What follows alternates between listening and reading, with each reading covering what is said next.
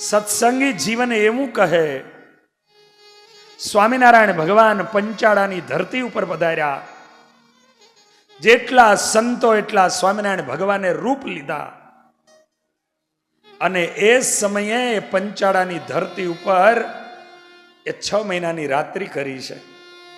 શાસ્ત્રો કેટલા મિલતા ઝૂલતા છે. આ તો મારી અને તમારી અણસમજણો આજે કાંઈ ના કાંઈ એમાંથી આપણી બુદ્ધિની ખેતીઓથી પાણીમાંથી આપણે પોરાઓ કાઢીએ છીએ. એ આપણી બુદ્ધિની ખેતીઓ છે.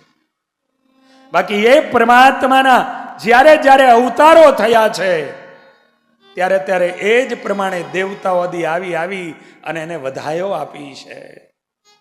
એના જય જયકાર જય ઘોષ થયા છે. તમે જુઓ, બીજી વાત આવીને આવી કરું, આગળ કથામાં આવશે. ભગવાન રામજી વિશ્વામિત્રની સાથે જાય, સૌથી પહેલા એને મારવાની શરૂઆત કોને કરી? પેલા કોણ એની સામે આવ્યું? તાડકા.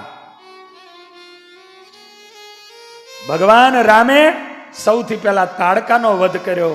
ભગવાન કૃષ્ણએ સૌથી પહેલા પૂતનાનો વધ કર્યો. ભગવાન સ્વામિનારાયણ એના 6ઠ્ઠીના દિવસે એક કોટરાઓ લેવા આવી. બધી જ માયાઓ, આસુરી માયાઓ, અવિદ્યાઓ પરમાત્મા જ્યારે પ્રગટે છે અને પ્રભુ વિચાર કરે કે સૌથી પહેલા હું આ અવિદ્યાને મારું, આ અવિદ્યા જો હટાવું તો મારો ભક્ત મારા સુધી આવી શકશે, તો મારો ભક્ત મને પામી શકશે. અને એટલે સ્વામિનારાયણ ભગવાને લક્ષ્મણભાઈ પ્રથમનું વચનામૃત શરૂઆત ક્યાંથી કરી? માયાનું શું રૂપ છે? ભગવાને શરૂઆત જ્ઞાનનો ઉપદેશ, જે વચનામૃતના જ્ઞાતાઓ બેઠા હોય એને ખબર છે કે એને કીધું કે માયાનું સ્વરૂપ, અને એ જ જવાબ સ્વામિનારાયણ ભગવાને આપ્યો અને કહ્યું કે ભગવાનનું ભજન કીર્તન કરતા કરતા, ભગવાનની મૂર્તિનું અખંડ ધ્યાન કરતા જે પદાર્થ આડું આવીને આવરણ કરે એનું નામ માયા. અને માયા કોઈ પણ રૂપમાં આવે, એ માયા કોઈ પણ રૂપમાં આવે. બેસ થોડો બસ ઓછું કર મારા સ્લાઇડ. અને એ આજ શાસ્ત્રો મિલતા ઝૂલતા કે ભગવાન લીલાઓ કરે તો ક્યાંક મહિનાનો સૂર્ય થાય, ક્યાંક 6 મહિનાના ચંદ્ર થાય, રાત્રિ થાય. પરમાત્મા જ્યારે જ્યારે પ્રગટે ત્યારે અવિદ્યાને સૌથી પહેલા મારે. આજ પરમાત્મા અને એ પ્રભુના પ્રાગટ્યમાં સૂર્યનારાયણ પોતાની ગતિ ભૂલી ગયા. આ ભગવાનના ભક્તોની ભક્તિની તાકાત જુઓ તમે. ભગવાનના ભક્તોની તમે તાકાત જુઓ, ભક્તિની તાકાત જુઓ. અને ભગવાનના ભક્તના ભક્તિની તાકાત એ છે કે કુદરતની પ્રકૃતિને પણ ભક્ત એની ભક્તિથી ચેન્જ કરી દે છે. કુદરતની પ્રકૃતિઓ, એ ભક્ત જ્યારે ભક્તિમાં લીન બની જાય, એ તન્મય બની જાય.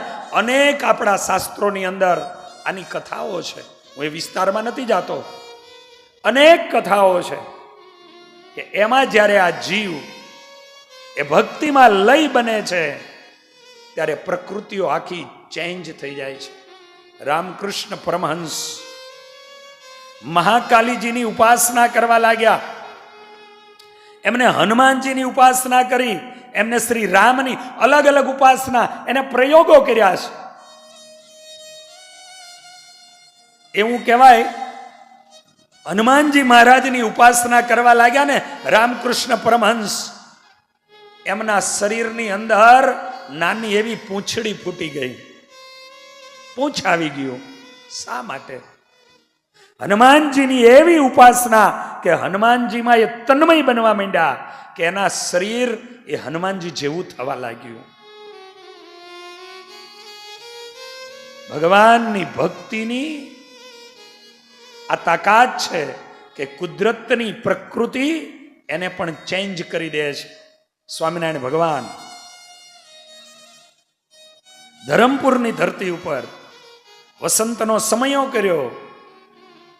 ગ્વાલિયરના ગવૈયાઓ અને એ ગવૈયાઓ આજે અહીંયા આવ્યા, એને એમ થયું કે સ્વામિનારાયણ ભગવાનની પાસે સારા ગવૈયા છે, એની હારે હું જાઉં. અને આમ વિચાર કરી અને એને ગાવણા કર્યા. સ્વામિનારાયણ ભગવાન રાજી થયા, બધું ઘણું બધું આપ્યું. પછી સ્વામિનારાયણ ભગવાન કીધું કે માંગો, શું આપવું? અને એ ગ્વાલિયરના ગવૈયાઓએ એવી માંગણી કરી. હું એ કહેવા જાઉં છું કે ભગવાનની ભક્તિની તાકાત શું છે, કુદરતની પ્રકૃતિને ચેન્જ કરી દે છે. આજે એ કુદરતની પ્રકૃતિ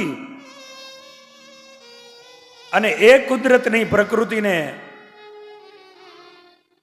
સાંજનો સમય થયો હોય અને એક ભગવાનનો ભક્ત હાથમાં સિતાર લઈને જો બેસી જાય ને, તો સંધ્યાને પણ જો પ્રભાતી ગાવા માંડે તો એ પ્રભાત બનાવી દે.